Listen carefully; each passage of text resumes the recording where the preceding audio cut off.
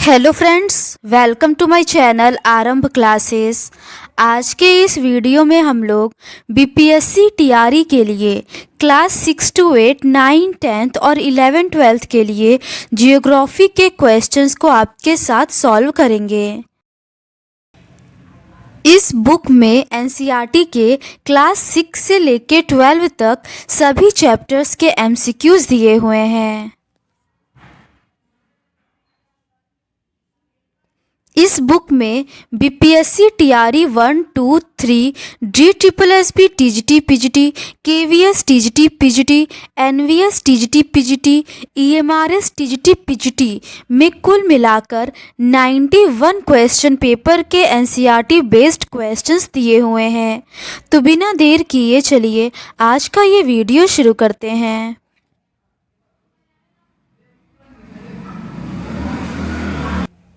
आज के इस वीडियो में हम लोग स्थल मंडल से संबंधित प्रश्नों का डिस्कशन करेंगे। आगे के प्रश्न पृथ्वी की उत्पत्ति एवं विकास से संबंधित है। पहला प्रश्न है, ऐसा माना जाता है कि नीहारिका परिकल्पना के अनुसार सौर नीहारिका के ढहने का कारण क्या है? इसका सही आंसर है ऑप्शन सी, सुपरनोवा विस्फोट।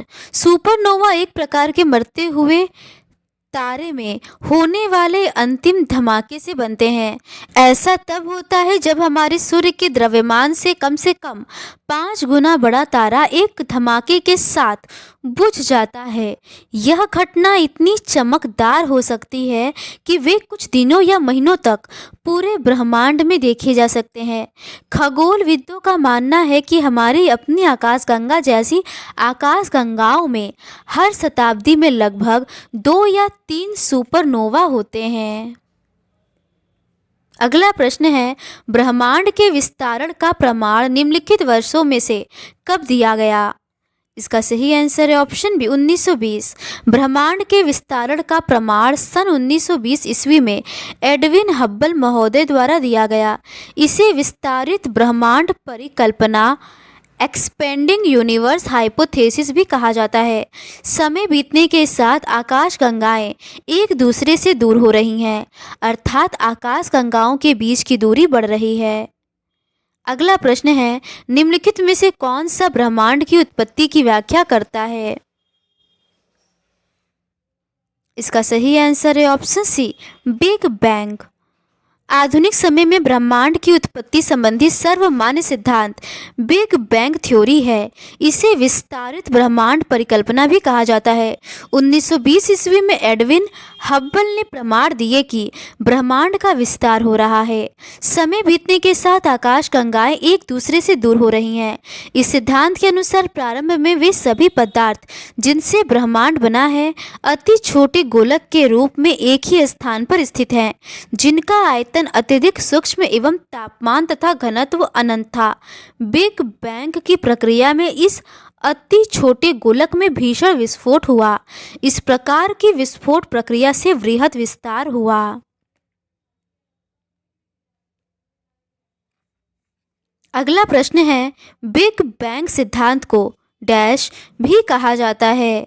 इसका सही आंसर है option C, expanding universe hypothesis. अगला प्रश्न है, सूर्य का निर्माण निरंतर गतिमान गैसीय बादलों द्वारा हुआ, जिसे इसका सही आंसर है ऑप्शन ए, नेबुला कहते हैं। सूर्य का निर्माण निरंतर गतिमान गैसीय बादलों द्वारा हुआ, जिसे नेबुला कहते हैं। एक आकाशगंगा के निर्माण की शुरुआत हाइड्रोजन गैस से बने विशाल बादल के संचयन से होती है, जिसे नीहारिका या नेबुला कहा जाता है। क्रमशः इस बढ़ती हुई नीहारिका में गैस के झुंड विकसित हुए। ये झुंड बढ़ते बढ़ते घने गैसीय पिंड बने, जिनसे तारों का निर्माण आरंभ हुआ। ऐसा विश्वास किया जाता है कि तारों का निर्माण लगभग 5 से 6 अरब वर्ष पहले हुआ। अगला प्रश्न है, सूची 1 को सूची 2 से मिलान करें और निम्नलिखित कूट में से सही उत्तर चुनें। सूची 1 में सिद्धांत या परिकल्पना और सूची 2 में नाम दिया हुआ है।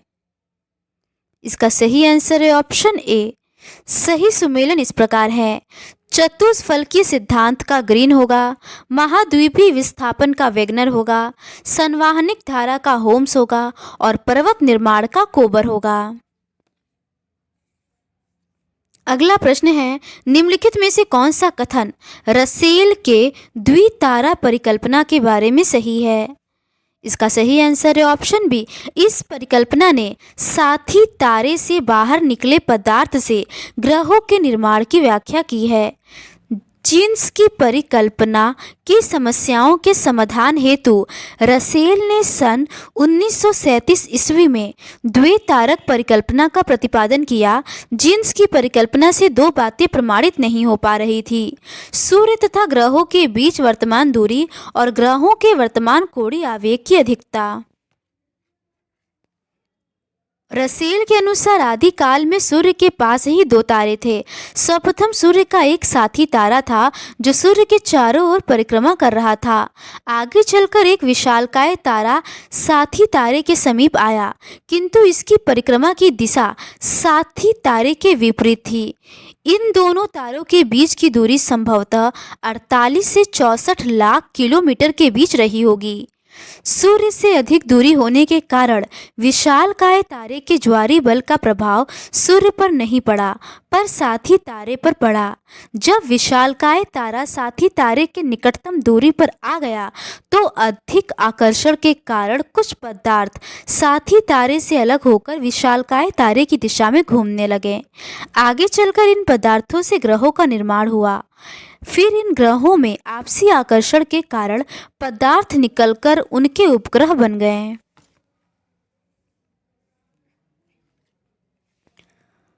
अगला प्रश्न है, निम्नलिखित में से कौन सा रसेल के द्वितारा परिकल्पना के बारे में सही है? इसका सही आंसर है ऑप्शन डी। इस परिकल्पना ने साथी तारे से बाहर निकले पदार्थ से ग्रहों के निर्माण की व्याख्या की है। अगला प्रश्न है, पृथ्वी की उत्पत्ति से संबंधित ज्वारीय परिकल्पना का प्रतिपादन सन 1919 में किसने किया था? इसका सही आंसर है option B, sir James Jean. सौरमंडल की उत्पत्ति से संबंधित ज्वारीय परिकल्पना का प्रतिपादन सन 1919 में सर जेम्स जीन्स ने किया तथा सन 1929 में जेफरीज ने उक्त परिकल्पना में संशोधन प्रस्तुत किया, जिससे इस परिकल्पना का महत्व और अधिक बढ़ गया। जीन्स ने बताया कि सौरमंडल का निर्माण सूर्य और एक अन्य तारे के संयोग से हुआ। प्रारंभ में सूर्य गैस का एक बहुत बड़ा गोला था जो अपनी जगह पर स्थिर था तथा अपनी ही जगह पर घूम रहा था। सूर्य के साथ ही साथ ब्रह्मांड में एक दूसरा विशालकाय साथी तारा था।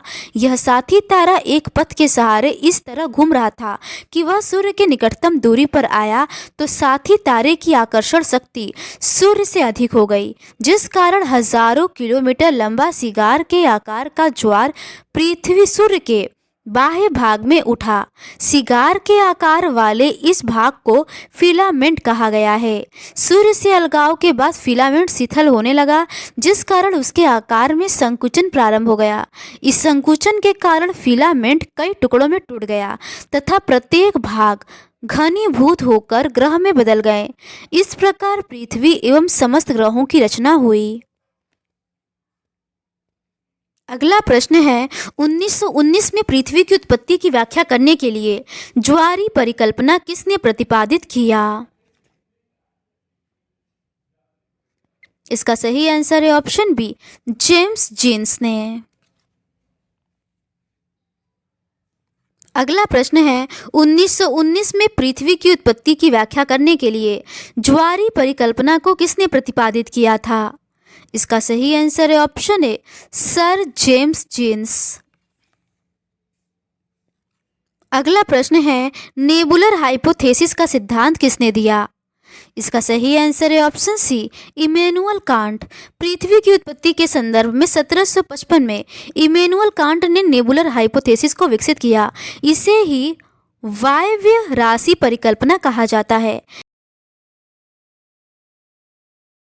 कांट ने यह माना कि ब्रह्मांड में आद्य पदार्थ बिखरे हुए थे, जिनके आपसी आकर्षण के कारण आद्य पदार्थ एक दूसरे से टकराने लगे। टकराव के कारण से तापमान में वृद्धि हुई तथा आद्य पदार्थ एक वायव्य राशि में परिवर्तित हो गए, जो कालांतर में निहारिका में परिवर्तित हो गए। निहारिका ताप के आविर्भाव के साथ ही घूर्णन गति उत्पन्न हुई। ताप में वृद्धि के साथ निहारिका की परिभ्रमण गति में वृद्धि होने लगी। इस निहारिका के घूर्णन से उत्पन्न अपसारी बल के कारण निहारिका से छल्ले निकले, जिनसे वर्तमान ग्रह निर्मित हुए। हालांकि 1796 ईस्वी में लाप्लास ने कांट की कुछ गलतियों को दूर कर इस सिद्धांत को संशोधित किया।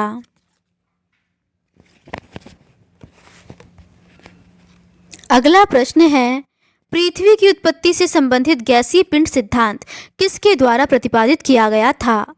इसका सही आंसर है ऑप्शन डी, इमैनुअल कांट। पृथ्वी की उत्पत्ति के संबंध में जर्मन दार्शनिक कांट ने 1755 में अपनी गैसीय पिंड सिद्धांत का प्रतिपादन किया, जो न्यूटन के गुरुत्वाकर्षण के नियमों पर आधारित थी। कुछ विद्वान एवं उनकी परिकल्पनाएं इस प्रकार हैं। ऑटो स्मिट की परिकल्पना अंतरतारक धूल परिकल्पना है। जेम्स जीन एवं हैरल्ड जेफरीज की परिकल्पना ज्वारी परिकल्पना है और लाप्लास की परिकल्पना निहारिका परिकल्पना है। अगला प्रश्न है, कॉपरनिकस के काम का शीर्षक क्या था? इसका सही आंसर है ऑप्शन ए, सेलेस्टियल क्षेत्रों की क्रांति पर। कॉपरनिकस के काम का शीर्षक सेलेस्टियल क्षेत्रों की क्रांति पर था। कॉपरनिकस ने 1543 में टॉलमी के भू केंद्रित मॉडल की आलोचना करते हुए हेलियोसेंट्रिक मॉडल को प्रकाशित किया तथा इन्होंने सूर्य को केंद्र में मानकर इस खगोलीय मॉडल की व्याख्या किया। कॉपरनिकस ने on the revolution of the heavenly species नामक पुस्तक में सूर्य केंद्रित सिद्धांत प्रस्तुत किया। अगला प्रश्न है, निम्नलिखित में से कौन सा वैज्ञानिक पृथ्वी की उत्पत्ति से संबंधित सुपरनोवा परिकल्पना से संबंधित है? इसका सही आंसर है option B, F Hoyle. F Hoyle महोदय पृथ्वी की उत्पत्ति से संबंधित सुपरनोवा परिकल्पना से संबंधित है। सुपरनोवा परिकल्पना इंग्लैंड के होयल तथा लिटिलटन ने 1946 में प्रस्तुत की। अंतरिक्ष में अनेकों तारे ऐसे हैं जो अचानक 1000 गुना अधिक तीव्रता से चमकने लगते हैं। इसे नव तारा या नोवा के नाम से पुकारते हैं। इनकी चमक सूर्य की चमक से 25,000 गुना होती है। कुछ अन्य तारे ऐसे भी हैं जो सूर्य से 1 अरब गुना अधिक चमकते हैं। इन्हें अभिनव तारा या सुपरनोवा कहते हैं। एक अभिनव तारा 2 या 3 शताब्दियों के बाद ही दिखाई देता है। अगला प्रश्न है, 1796 में पृथ्वी की उत्पत्ति से संबंधित निहारिका परिकल्पना का प्रतिपादन किसने किया था? इसका सही आंसर है ऑप्शन डी, लाप्लास। पृथ्वी की उत्पत्ति से संबंधित निहारिका परिकल्पना का प्रतिपादन लाप्लास ने 1796 ईस्वी में अपनी पुस्तक exposition of the world system में किया। यह परिकल्पना कांट के विचारों से कुछ साम्य रखती है। लाप्लास ने कांट की कुछ गलतियों को दूर करके अपना संशोधित विचार व्यक्त किया। इस परिकल्पना के अनुसार ग्रहों का निर्माण धीमी गति से घूमते हुए पदार्थों के बादल से हुआ, जो कि सूर्य की युवा अवस्था से संबद्ध थे। अगला प्रश्न है, पृथ्वी की उत्पत्ति की व्याख्या करने के लिए निहारिका परिकल्पना को निम्नलिखित में से किसने प्रस्तावित किया? इसका सही आंसर है ऑप्शन डी, लाप्लास। अगला प्रश्न है, धरती के उद्गम की नेबुलर परिकल्पना किसने दी थी? इसका सही आंसर है ऑप्शन डी, लाप्लास।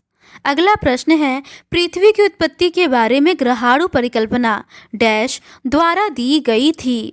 पहला है फॉरेस्ट रे मोल्टन, दूसरा है टी.सी. चैम्बरलिन और तीसरा है इमैनुअल कांट। इसका सही आंसर है ऑप्शन सी, पहला और दूसरा। पृथ्वी की उत्पत्ति के विषय में ग्रहाणु परिकल्पना 2 अमेरिकी विद्वान चैम्बरलिन तथा मोल्टन द्वारा दी गई थी। इन्होंने कहा कि ब्रह्मांड में एक अन्य भ्रमणशील तारा सूर्य के नज़दीक से गुजरा। इसके परिणामस्वरूप तारे के गुरुत्वाकर्षण से सूर्य सतह से सिगार के आकार का कुछ पदार्थ निकलकर अलग हो गया।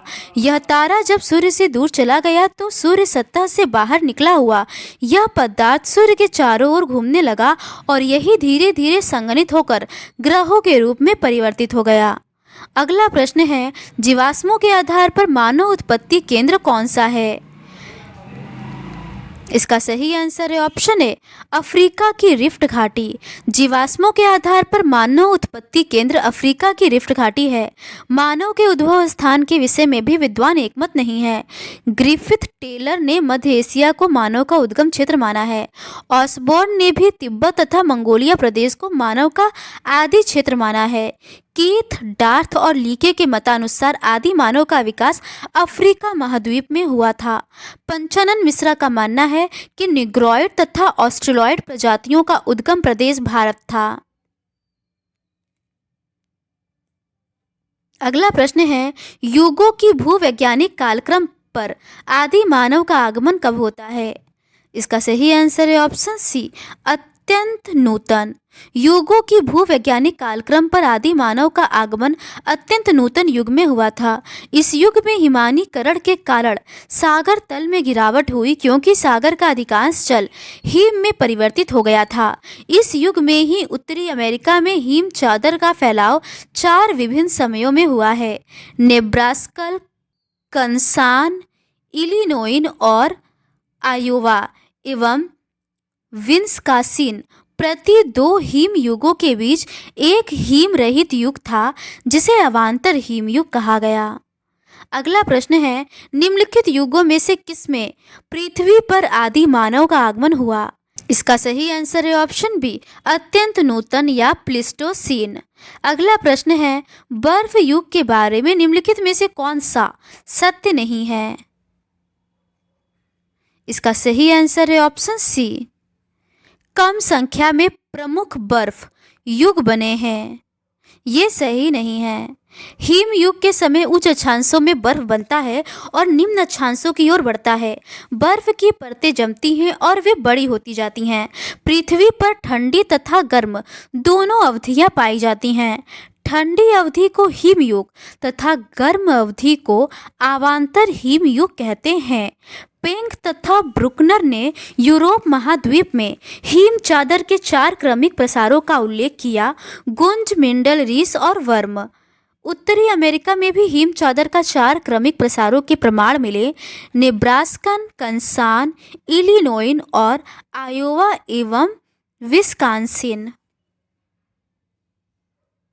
अगला प्रश्न है, निम्नलिखित में से किस कालखंड में वर्तमान अंतर हिम युग प्रारंभ हुआ? इसका सही आंसर है ऑप्शन बी, 10,000 वर्ष पूर्व। वर्तमान समय होलीसीन अथवा प्लीस्टोसीन उपरांत काल है। आज से 10,000 वर्ष पहले अर्थात इस युग के प्रारंभ में हिम चादर का उतार सक्रिय था। प्लीस्टोसीन युग के समय हिमानीकरण के फलस्वरूप ब्रिटेन यूरोप से जुड़ गया था, परंतु इस युग में हिम के पिघलने से वह यूरोप से अलग हो गया। हिम चादर के पीछे हट जाने तथा अपेक्षाकृत गर्म जलवायु के आ जाने से यूरोप में पुनः वनों का विस्तार हो गया। सागरी जीव वर्तमान अवस्था को प्राप्त हो गए थे। स्थल पर मनुष्य ने कृषि करना तथा पशुपालन करना प्रारंभ कर दिया। अगला प्रश्न है, पौधों का फैलाव और प्रवास कब से शुरू हुआ? इसका सही आंसर है ऑप्शन ए, क्रिस्टेशियस काल में। पौधों का फैलाव और प्रवास का आविर्भाव सर्वप्रथम जुरेसिक काल में हुआ, परंतु इसका फैलाव और प्रसार क्रिटेशियस काल में हुआ। इन पुष्पी पौधों में प्रमुख ओक, पोपलर, मेपील और आधुनिक उष्णकटिबंधीय प्रजातियों के समान पौधे थे। यद्यपि पुष्पी पौधों के उद्भव के आरंभिक मूल स्थान के विषय में पर्याप्त मतभेद है, तथापि अधिकांशतः लोग इसका मूल स्थान गोंडवाना लैंड को मानते हैं, जहां से इसका विस्तार विभिन्न क्षेत्रों में हुआ। अगला प्रश्न है, डायनासोर की विलुप्ति निम्नलिखित में से किस भूवैज्ञानिक कल्प से संबंधित है? इसका सही आंसर है ऑप्शन बी, क्रिटेशियस। डायनासोर की विलुप्ति क्रिटेशियस भूवैज्ञानिक कल्प से संबंधित है। इस कल्प का भूवैज्ञानिक काल 6.5 करोड़ वर्ष से 14.4 करोड़ वर्ष पहले का है। जुरेसिक कल्प को डायनासोर का युग कहा जाता है। इस कल्प का भूवैज्ञानिक काल 14.4 करोड़ वर्ष से 20.8 करोड़ वर्ष पहले माना जाता है। ट्रियासिक कल्प में मेढक व समुद्री कछुए का विकास हुआ। अगला प्रश्न है, निम्नलिखित कालों में से कौन सा समुद्रों की आयु दर्शाता है? इसका सही आंसर है ऑप्शन बी, 3.4 बिलियन वर्ष पूर्व। 3.4 अरब वर्ष पूर्व समुद्रों की आयु को दर्शाता है। कैम्ब्रियन कल्प में जीव तथा वनस्पति का प्रादुर्भाव हुआ। इस कल्प में पहली बार स्थल पर समुद्र का अतिक्रमण हुआ, जिस कारण इस युग की शैलें अधिक विस्तृत हैं। विश्व की प्राचीनतम अवसादी शैलों का निर्माण इसी कल्प में हुआ। अगला प्रश्न है, निम्नलिखित में से किस अवधि में कशेरुकी जानवरों की प्रथम उपस्थिति मानी जाती है? इसका सही आंसर है ऑप्शन सी, आर्डोविशियन काल। कशेरुकी जंतुओं की पहली उपस्थिति आर्डोविशियन काल में मानी जाती है। आर्डोविशियन युग का प्रारंभ आज से 50.5 करोड़ वर्ष पहले हुआ था तथा समाप्ति 43.8 करोड़ वर्ष पहले हुआ।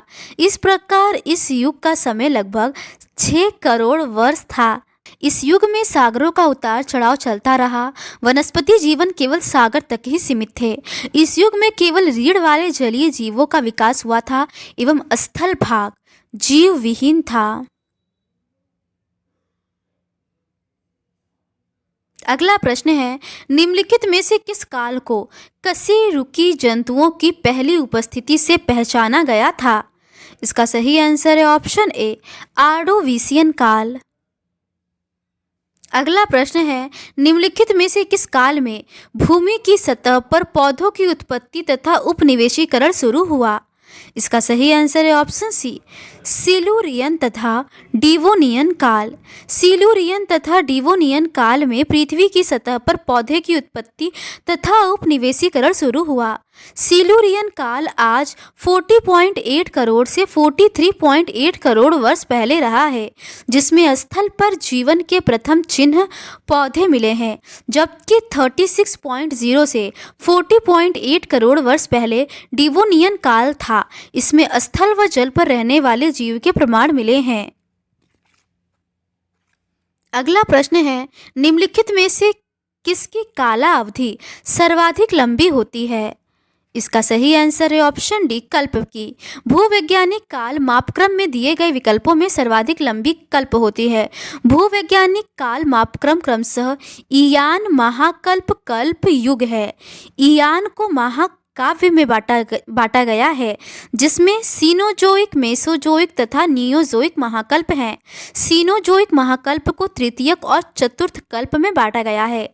मेसोजोइक महाकल्प में क्रिटेशियस, जुरेसिक तथा ट्रियासिक कल्प है तथा नियोजोइक महाकल्प में पर्मियन, कार्बोनिफेरस, डिवोनियन, सिलुरियन, आर्डोविशियन तथा कैम्ब्रियन कल्प में बांटा गया है।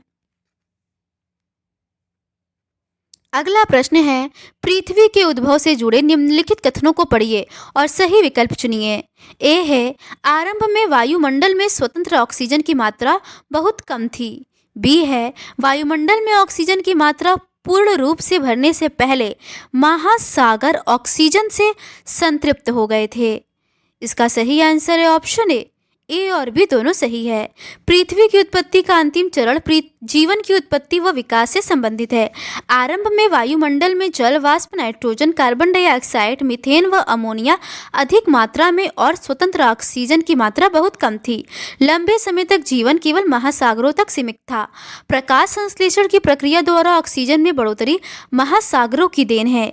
धीरे धीरे महासागर ऑक्सीजन से संतृप्त हो गए और वायुमंडल में ऑक्सीजन की मात्रा 200 करोड़ वर्ष पूर्व पूर्ण रूप से भर गया। अगला प्रश्न है, वर्तमान दिन में वातावरण में 3 चरण हैं। तीसरा चरण क्या है? इसका सही आंसर है ऑप्शन सी, प्रकाश संश्लेषण। वर्तमान वातावरण के विकास की 3 अवस्थाएं हैं। आदिम चरण, इसकी पहली अवस्था में आदिकालिक गैसों का ह्रास होता है। दूसरा चरण में पृथ्वी के अंदर से निकली गैसों एवं जल वाष्प ने वायुमंडल के विकास में योगदान दिया और अंत में जैवमंडल में प्रकाश संश्लेषण की प्रक्रिया ने वायुमंडल की संरचना को संशोधित किया। अगला प्रश्न है, नीचे दिए गए अभिकथन और कारण को पढ़िए। अभिकथन है, आदिम पृथ्वी के वातावरण में कोई ऑक्सीजन नहीं होती थी। कारण है पृथ्वी का प्रारंभिक वातावरण संभवतः ज्वालामुखी निकली गैसों से बना था। सही विकल्प को चुनें। इसका सही आंसर है ऑप्शन ए और आर दोनों सत्य है और आर ए की सही व्याख्या है। आदिम पृथ्वी के वातावरण में कोई ऑक्सीजन नहीं था। प्रारंभिक वायुमंडल में हाइड्रोजन व हीलियम की अधिकता थी, जो सौर पवन के कारण पृथ्वी से दूर हो गया। पृथ्वी का प्रारंभिक वातावरण संभवतः ज्वालामुखी निकली गैसों से बना था। पृथ्वी के ठंडा होने और विभेदन के दौरान पृथ्वी के अंदरूनी भाग में बहुत सी गैसें व जल वाष्प बाहर निकले। इसी से आज के वायुमंडल का उद्भव हुआ।